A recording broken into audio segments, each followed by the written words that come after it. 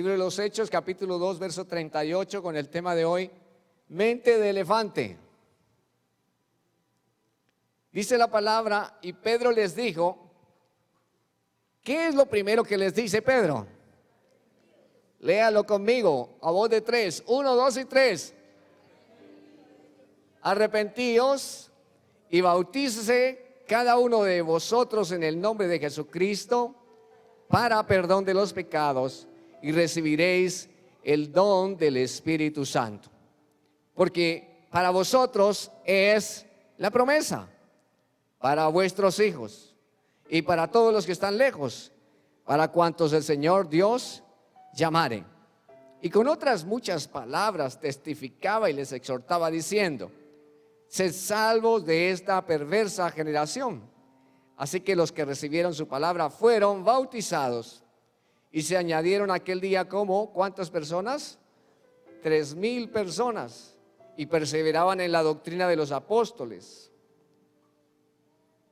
en la comunión unos con otros, en el partimiento del pan y en las oraciones.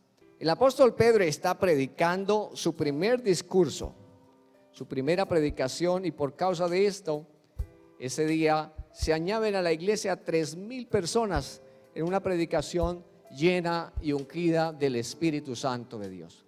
Pero esto no hubiera sido posible si no hubiese ocurrido todo el proceso de lo que era necesario para que eso se evidenciara y para que hoy tuviéramos esa oportunidad también nosotros. La palabra nos muestra alrededor de toda la Escritura que la misma palabra está trazada en dispensaciones, y nosotros los hombres hemos dispuesto dispensaciones, es decir, tiempos con los cuales Dios ha estado hablando a los hombres. Y empieza con la dispensación, la primera, la de la inocencia, y terminará con la última dispensación, que será la de aquel momento del arrebatamiento glorioso de la iglesia para estar en las bodas del Cordero de Dios. Y esto los entendidos hubieran gritado, porque yo no estoy en esta tierra, sino de paso. Díganle al que está a su lado, yo estoy de paso. Yo no sé tú, pero yo voy de paso. Yo voy para la tierra celestial. De esa manera Dios habla a los hombres. Y dice la palabra, Juan capítulo 3, Juan 3:16, un clásico de la Escritura, que de tal manera amó Dios al mundo, que entregó a su Hijo. Y empieza el proceso y empieza la vida para que cada uno de nosotros entendiera los principales acontecimientos de la persona de Cristo, para que se diera lo que acabamos de leer del libro de los Hechos. Por eso, tener memoria de elefante es tener esa capacidad memorística, esa capacidad también aplicada a nuestro espíritu, esa capacidad en el espíritu de recordar las verdades. Y esas verdades solamente son recordadas por el Espíritu Santo de Dios. Dice el Evangelio según San Juan en el capítulo 16, Jesús hablando del Espíritu Santo, que Él los guiaría ¿a dónde? A toda verdad. Y que Él les recordaría todas las cosas y que Él glorificaría a Jesús. Pero eso no hubiese sido posible, no sería posible si no hubiesen unos pasos anteriores que debía cumplir Jesucristo, el Hijo de Dios. Así que Jesucristo, luego de 400 años de silencio entre el libro de Malaquías y Mateo, se anuncia el nacimiento del Rey, se anuncia el nacimiento del Salvador, se anuncia que Jesucristo vendría a la tierra, se anuncia y los magos siguen esa estrella de oriente y llegan al lugar luego de varios episodios que no vamos a tocar ahora, y se encuentran con el Salvador y traen presentes para Él: oro, incienso, mirra. Y así es introducido, luego de una maravillosa y espectacular obra del Espíritu Santo, que deja a María embarazada sin haber conocido a un hombre, porque de lo que es engendrado en ella era del Espíritu de Dios. Y así es Jesucristo introducido en la tierra de los hombres, para que hubiese la oportunidad para todo aquel que en Él cree, que no se pierda y tenga vida eterna. Jesucristo empieza a crecer. Es un joven, es un niño en primera instancia de brazo, luego un jovencito, un preadolescente, un adolescente, un juvenil. Y así se presenta en la sinagoga y empieza a predicarle a todos los entendidos de la palabra en la sinagoga. ¿Recuerdan el pasaje? Y ellos quedan admirados de su doctrina. Es decir, que la palabra empezó a tomar un poder, un lugar, un espacio en la vida de Jesucristo. Y es que uno de nuestros pilares, se ha dicho de paso, de nuestros pilares como iglesia es la palabra de Dios. Esta casa se fundamenta en la roca que es Cristo y en su palabra que es Cristo Jesús. El logos de Dios, el verbo de Dios. Esa palabra será fundamental y será fundada siempre en todo el ministerio que aquí delante se pare y de todo el ministerio que vaya a hacer la evangelización en los hogares, con las damas, en fin, la palabra de vida. Como segundo pilar de nuestra casa, haciendo este recuerdo, tiene que ver con la oración, el ayuno y con la intercesión. Y en eso no paramos. Jesús dijo: orad, velad, ayunad. Es algo que no podremos dejar de hacer. Tercer pilar de nuestra casa es una adoración exuberante, un tiempo donde cada uno de nosotros adoramos al Señor, y no precisamente con instrumentos, porque nuestra vida también adora a Dios. Que en su casa haya ese cántico de alabanza junto a las aves o junto a la grabadora o al MP3 o a los celulares o a Spotify, bueno, lo que sea, pero que allí haya adoración de su vida. David era un adorador, no porque tocara el arpa, sino porque su vida estaba en conexión con el cielo para adorar a Dios por lo que Él es y por lo que Él representa para nuestra vida. ¿Sabe por qué damos gracias a Dios? Porque reconocemos que de Él vienen todas las cosas. Y la Biblia dice que debemos ser agradecidos en todas las cosas. Cuarto pilar se llama conexión.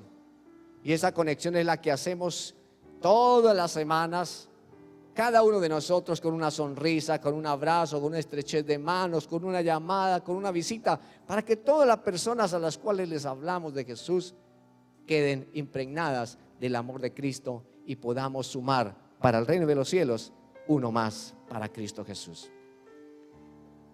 Jesús, cierro el paréntesis de nuestros pilares, Jesús es introducido en la tierra y entonces empieza un proceso para que nuestra vida esté hoy como necesitamos que ella esté.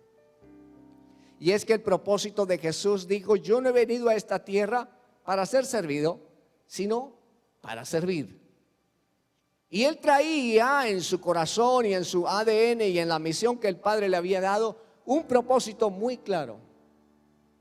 Y siempre lo repitió de una u otra forma, con varias parábolas, pero Él dijo siempre que Él era el camino, la verdad y la vida, y que nadie va al Padre si no es por Jesús. No hay una alternativa ni un camino distinto que Jesucristo, el Hijo de Dios. Porque para esto apareció el Hijo de Dios, para destruir, para deshacer las obras del diablo. Porque Jesucristo es el que murió en la cruz del Calvario. Nos perdonó de nuestros pecados, pero también dice la palabra de Dios que resucitó al tercer día y está sentado a la diestra de Dios Padre, y que regresará para estar con nosotros y llevarnos a la eternidad en las bodas del Cordero.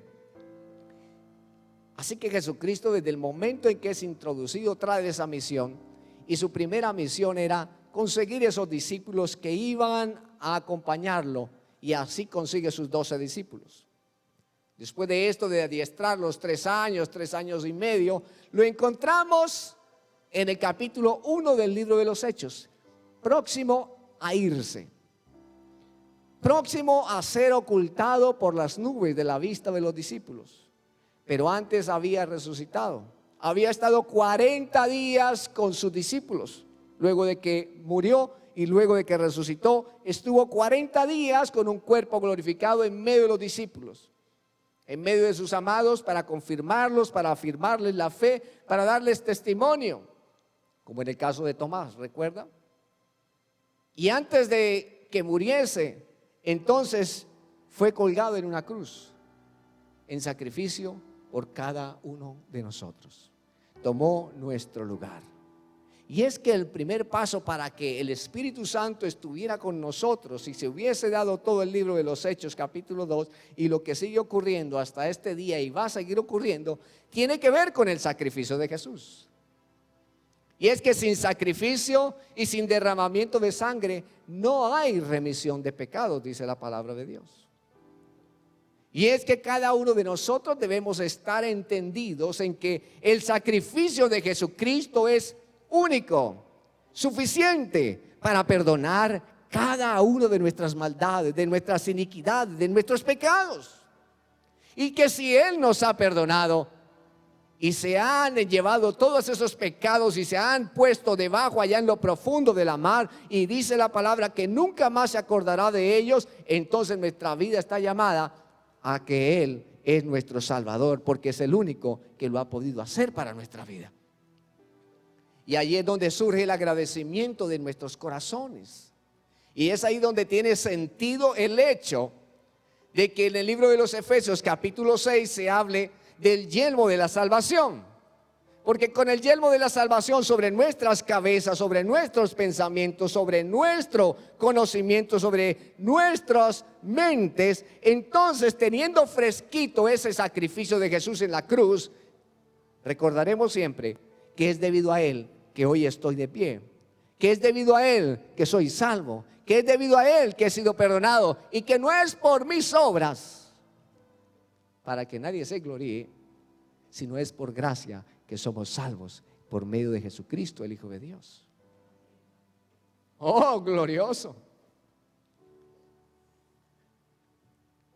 Con todo respeto, yo no hubiera muerto por ninguno de ustedes, y creo que ustedes menos por mí. Pero hay uno que nos amó a ti y a mí tal como somos. El que nos amó primero y se entregó y murió por nosotros. En un día viernes, acabamos de pasar, dice que la semana mayor, pero no creo que sea mayor. Todas las semanas son santas, todos los días son santos, porque Él está con nosotros. Pero en el día viernes se conmemoraba que Jesucristo murió hace 2000 años atrás. En un día viernes Jesús cargó con la cruz. En un día viernes Jesucristo caminó las calles de Jerusalén rumbo al Gólgota, rumbo al Calvario, sabiendo y teniendo la consigna de que no había marcha atrás. Y que en el huerto allí Él clamó al Padre: Padre, si puedes, pasa de mí esta copa, pero que no se haga mi voluntad sino la tuya. Desesperado en el sentido de la presión por lo que se venía, porque la suma de tus pecados, la suma de mis pecados, la suma de los pecados de las generaciones de todo el mundo y la opresión del pecado venían sobre Él al punto de llevarlo a sudar sangre. Y todo lo hizo porque te amó, me amó, nos amó y nos sigue amando aunque seamos infieles. Porque de tal manera amó Dios al mundo, que entregó a su Hijo para morir. Si le pidieran a su Hijo para morir, ¿usted lo entregaría? ¿Entregaría a Sergio? ¿Entregaría a Daniel? ¿Entregaría a Stephanie? ¿Entregaría a Daniela? ¿Lo entregaría acaso? Pero Dios se vació de todo, de Él mismo, de su único Hijo, para morir por nosotros. Lo entregó. Llevó sobre sí nuestras dolencias, nuestros pecados, nuestras cargas, nuestros sufrimientos, desesperos, locuras, debilidades. Todo fue sobre Él. Dice el libro de Isaías, así como que escondimos del rostro. Claro que lo escondimos, porque le dimos la espalda y gritábamos allá con esa multitud juntos: crucifícale, crucifícale. Pero aún así Él no se bajó de la cruz, porque decía: Padre, perdónalos, porque no saben lo que hacen.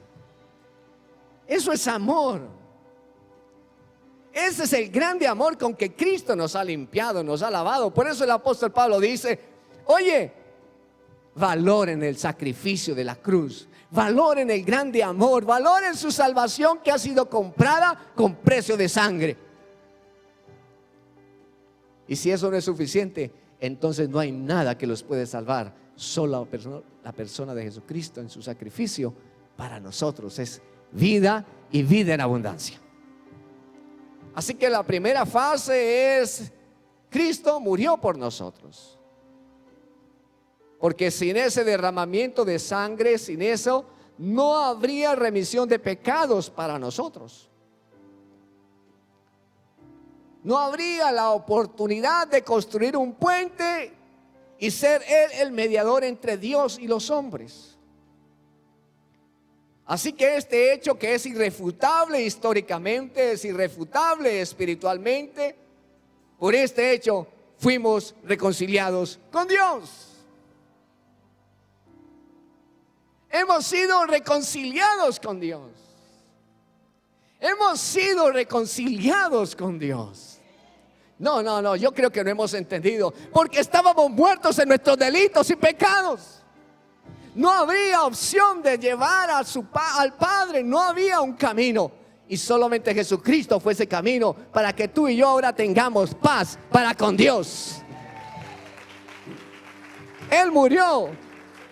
Jesús de Nazaret murió crucificado por el orden perfecto del plan de Dios para nosotros, por orden del prefecto romano de aquel entonces de Judea, Poncio Pilato. Sí, es correcto, pero era el plan de Dios para que tú y yo veamos que solo Jesucristo es el autor y consumador de nuestra fe.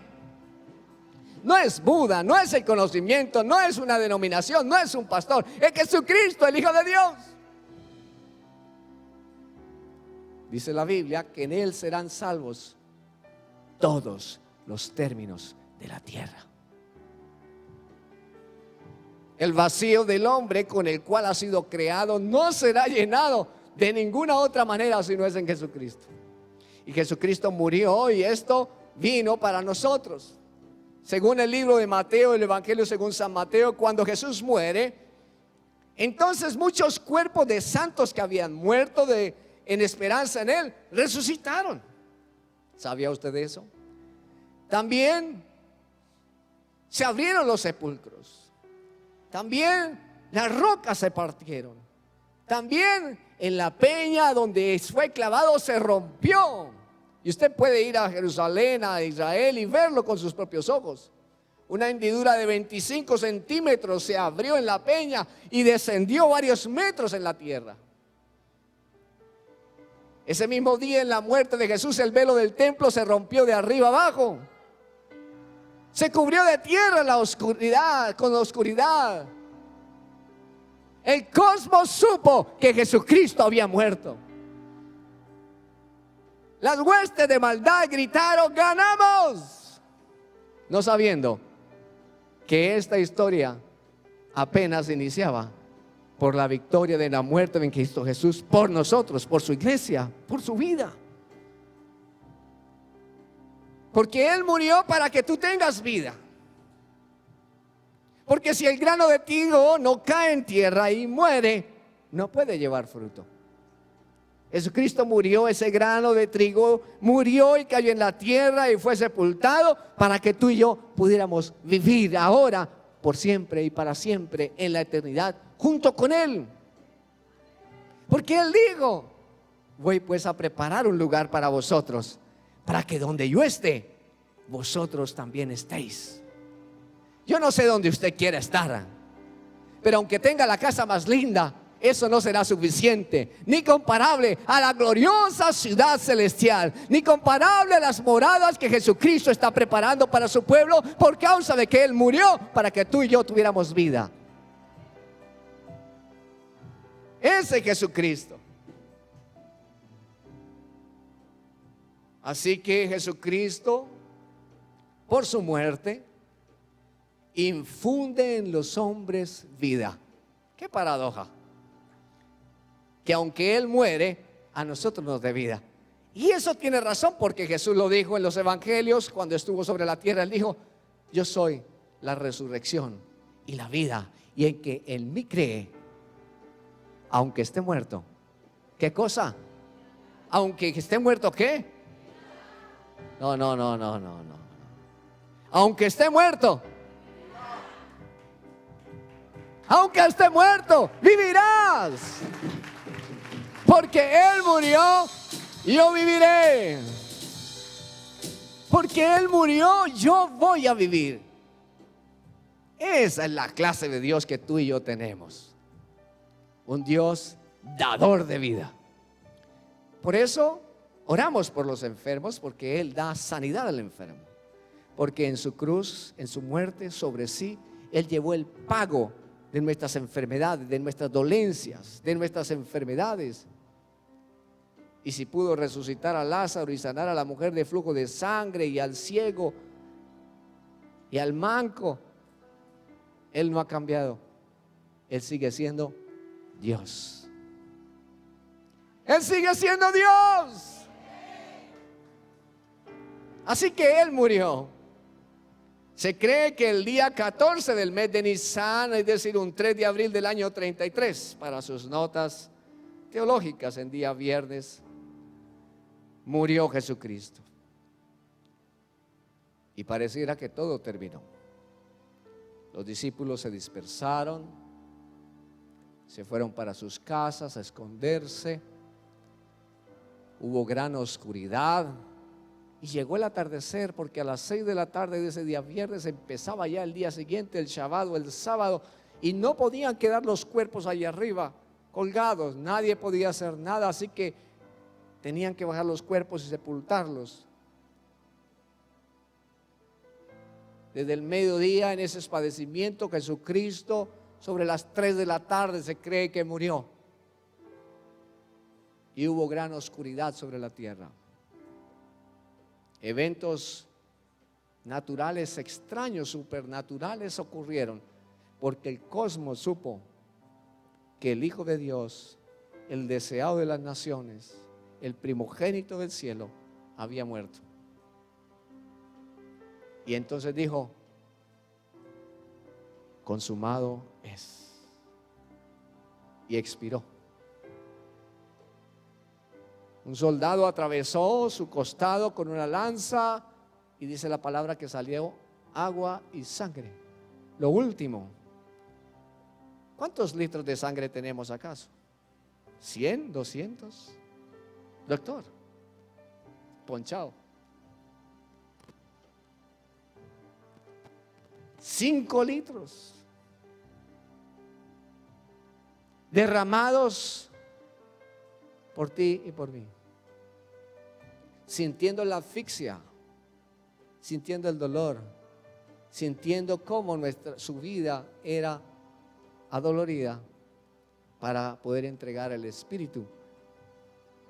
Dice la palabra de Dios que murió, bajó a las partes más profundas de la tierra, se presentó allí a los que habían muerto con esperanza en Él, los trasladó al lugar, porque estaban en el seno de Abraham, los trasladó ahora para el cielo, y ahora dio testimonio a aquellos que no creían, y Él es Jesús. Y luego ascendió de las partes profundas de la tierra, dice la palabra, y la roca fue movida. Yo dije, la roca fue movida. Y es que eso nos pasa cuando no llevamos el hilo espiritual de lo que eso representa para nosotros. Bueno, sí, la roca fue movida, pero es que no tenemos las dimensiones de esa roca, porque desconocemos el contexto de lo histórico de la cueva, de cuán grande o pequeña era la roca. Dice la Biblia que habían puesto 2 centuriones romanos con sellos al lado y lado de esa tumba para que nadie se llevase el cuerpo y dijeran después que se había resucitado. Así que había una guardia allí romana cuidando esa sepultura. Pero la roca fue movida porque Él resucitó. Ahora la roca sigue movida. La tumba sigue vacía, pero Él está vivo, sentado a la diestra de Dios Padre. Así que el segundo paso es que Él resucitó. Resucitó al tercer día. Resucitó para que ahora nos dé esperanza.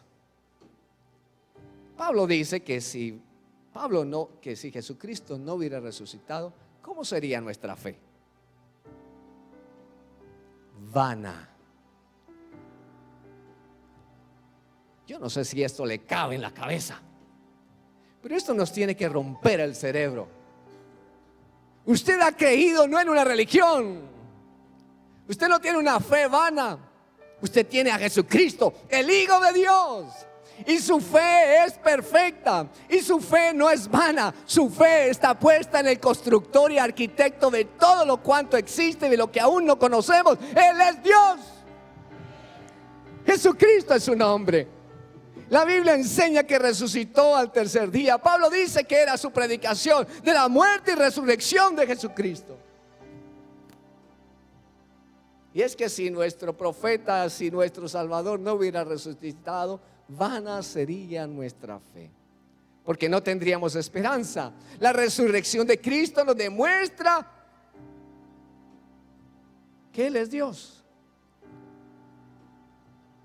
Nos demuestra su existencia real. Nos demuestra que existe una vida eterna. Nos demuestra para nuestra vida que Dios ha actuado a favor de la humanidad para que en la resurrección de Jesucristo, usted y yo también resucitemos en el día postrero.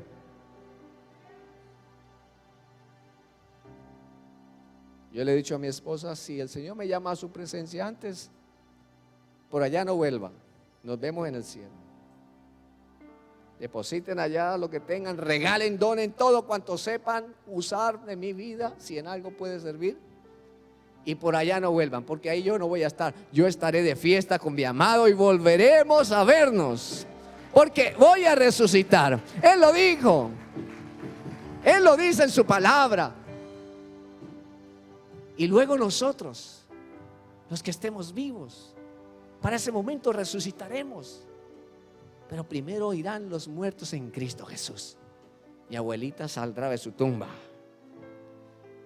Mi abuelita Emma resucitará. Mi abuelo Pacho resucitará. Y mis amigos en Cristo resucitarán. Y los hermanos de la iglesia que se nos han anticipado resucitarán. ¡Oh, glorioso día! Y se aproxima ese día. Solo para entendidos, se aproxima ese día glorioso de la resurrección de los santos y de la transfiguración gloriosa de nuestras vidas para estar con Él. Por eso, si Jesucristo resucitó al tercer día, tú y yo también resucitaremos y tendremos esa esperanza gloriosa, pues Él lo ha prometido. Tal cual. 40 días estuvo con sus discípulos. En una ocasión, camino a Emaús, les he contado esta historia. Ellos iban caminando, debatiendo de la palabra, con la cabeza baja, y se les presentó Jesús al lado y no se dieron cuenta de que Él iba con ellos. Pero cuando meditaban acerca de la palabra de Dios, algún fuego les empezó a arder dentro de su vida por la presencia de Jesús a su lado, y la palabra ardía en sus corazones, y de pronto se dieron cuenta por revelación del Espíritu que era Jesús el que iba con ellos. Y es que eso es lo que ocurre ahora con nosotros. Cuando su palabra viene revelada por el Espíritu a nosotros, algo dentro nos arde, algo por dentro nos hace levantar las manos, algo por dentro nos hace olvidar dónde estamos y darle gloria y honra al Cordero de Dios, que fue inmolado en la cruz del Calvario, pero que ha resucitado. Y entonces vieron al Cristo resucitado. Ya no era Jesús. ¿Acaso algo puede salir, algo bueno de Nazaret? Pues claro que sí, porque es el Hijo de Dios y ha resucitado. Se le presentó a las mujeres, a aquella mujer como a primera. Qué bendición para las mujeres y qué tristeza para los hombres, ¿no? Pero qué bendición para esa mujer que tuvo esa gracia. Se postraron a sus pies, lo ungieron. Después, estando en el lugar cerrado, se les apareció, atravesó las paredes, hablando del cuerpo glorificado que tú y yo iremos a tener. Algo fuera de serie. Nuestros cuerpos mortales que se envejecen día a día tendrán un cuerpo glorificado en Cristo Jesús. Ya no habrá más muerte, no habrá más dolor, no habrá más enfermedad. Doctor, se le acabó el trabajo. Los ingenieros ya no tendrán que construir más casas, ya nuestro Padre los habrá terminado.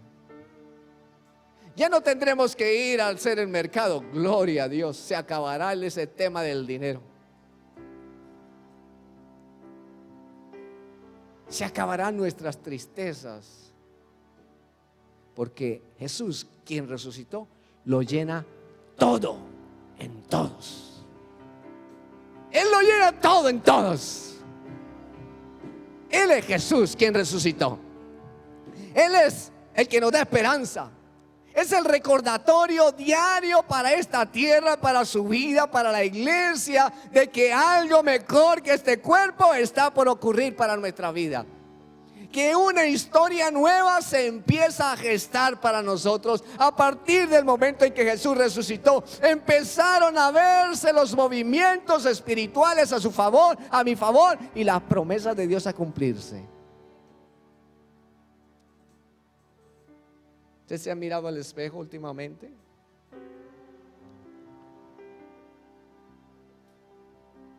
Ya nos toca echarnos algo más de gel para que se queden los 4 pelitos. Gracias. Ya como que perdemos un poco del apetito.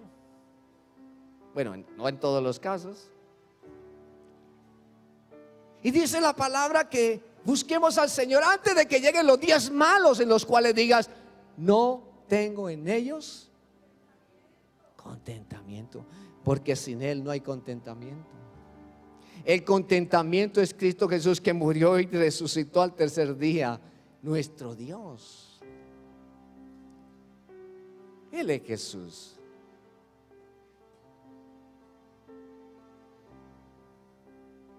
Si yo no viene al Maestro y metiere mis manos, mis dedos en sus heridas, no voy a creer. ¿En qué se diferencia ese escenario a hoy? De la incredulidad.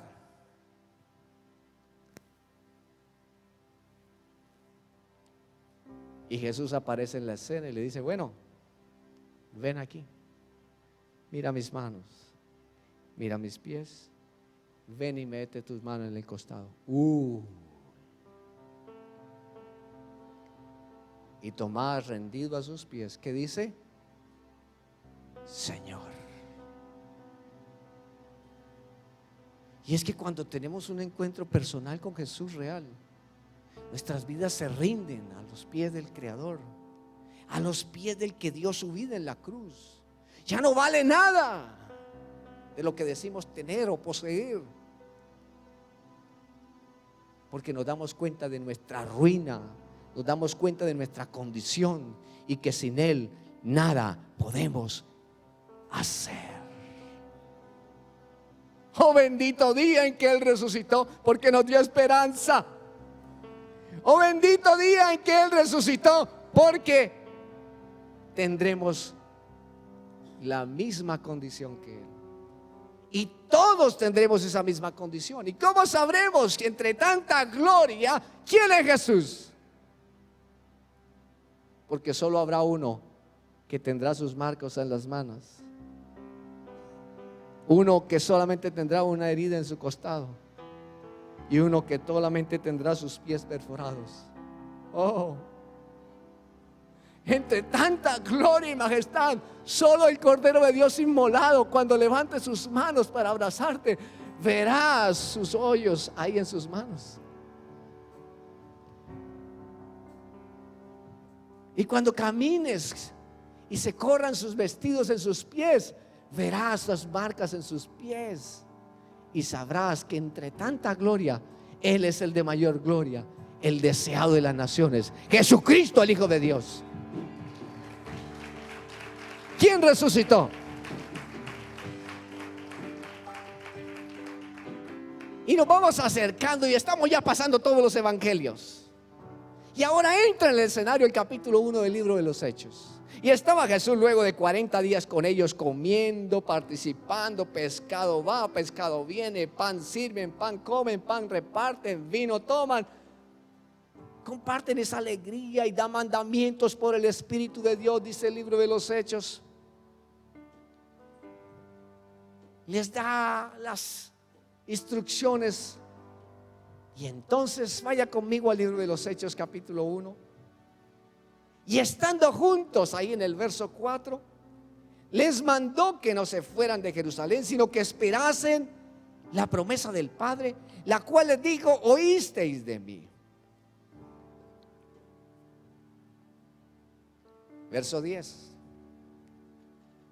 Verso 9. Y habiendo dicho estas cosas, viéndolo ellos, fue alzado y le recibió una nube que le ocultó de sus ojos.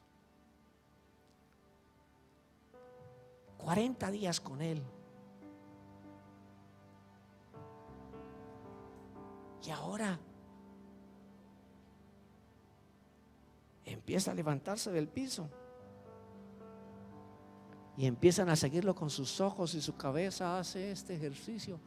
Y empiezan a ver que se va. Jesús, Jesús, Jesús. Y las nubes lo ocultaron de su vista. Había emprendido otra tarea. Y el Señor ascendió a los cielos. Dice Pablo que Él fue traspuesto hasta el tercer cielo.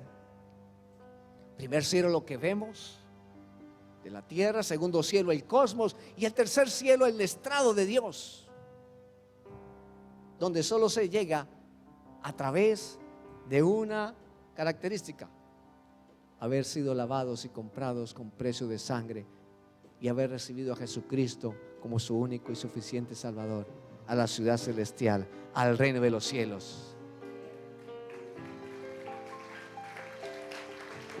Si va a aplaudirle, apláudale de la mejor manera.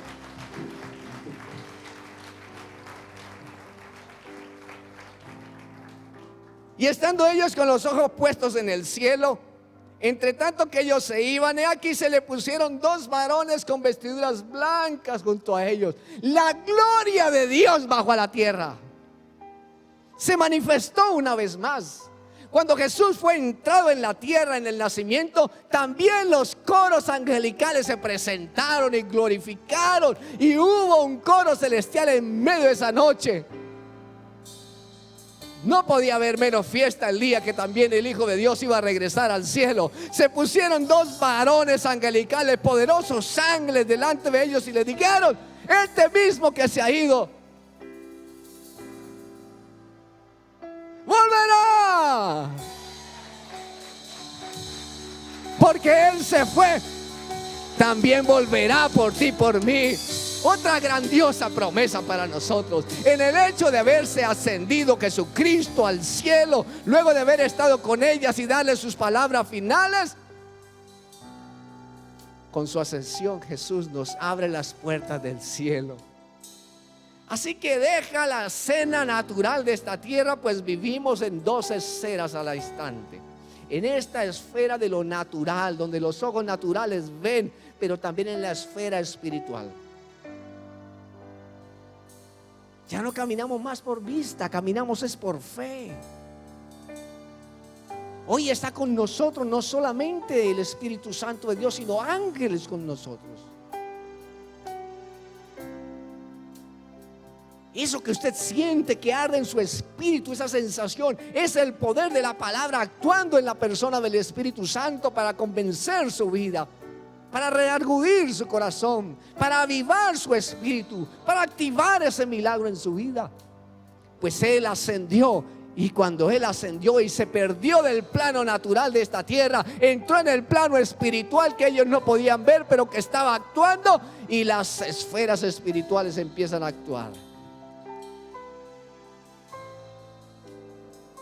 Los ancianos tiran sus coronas, dice el libro de Apocalipsis, y se rinden.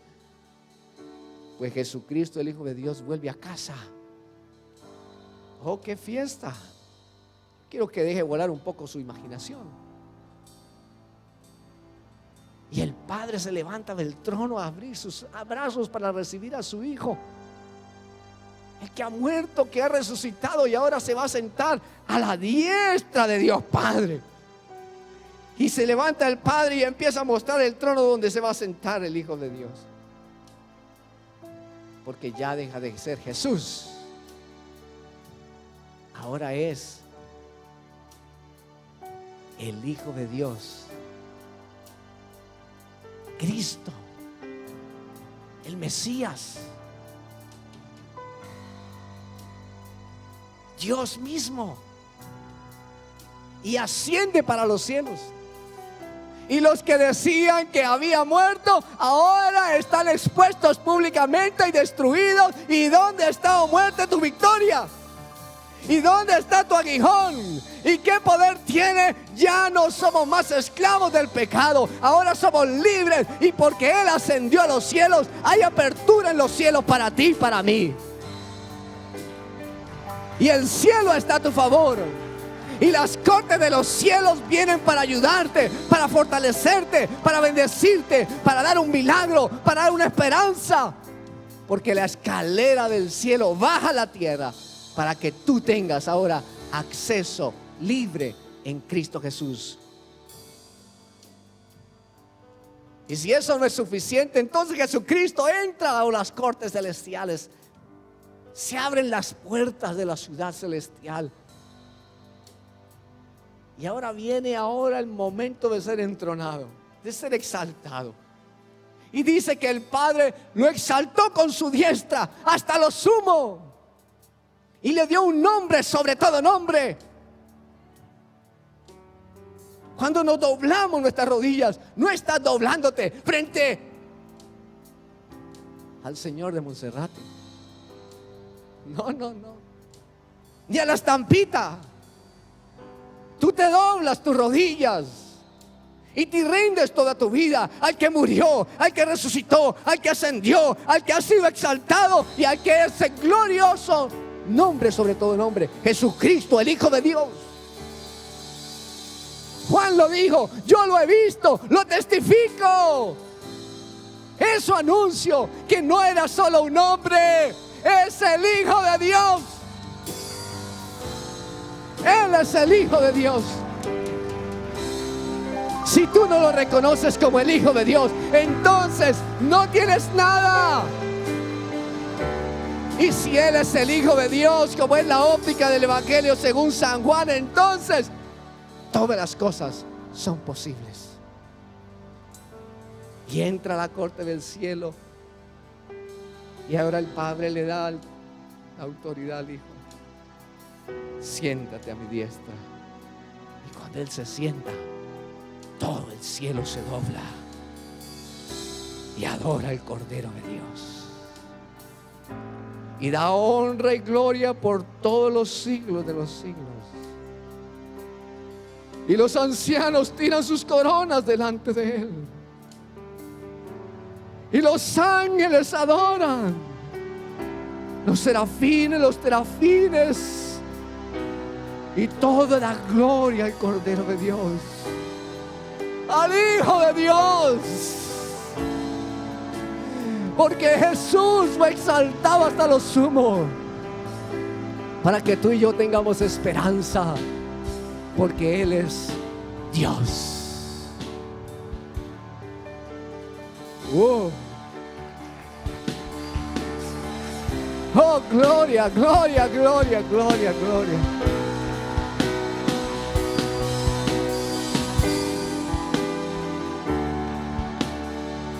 Ahora el título que Él tiene es Hijo de Dios. Porque de tal manera dio Dios a su único Hijo, el Hijo de Dios, que quita el pecado del mundo y es Dios, y todo es posible. El cielo lo reconoció. Filipenses capítulo 2, allá en los versos 9, dice: por lo cual Dios también les exaltó hasta lo sumo y le dio un nombre que es sobre todo nombre, para que en el nombre de Jesús se doble toda rodilla, de los que están en los cielos, de los que están en la tierra y aún debajo de la tierra, y toda lengua confiese que Jesucristo es el Señor,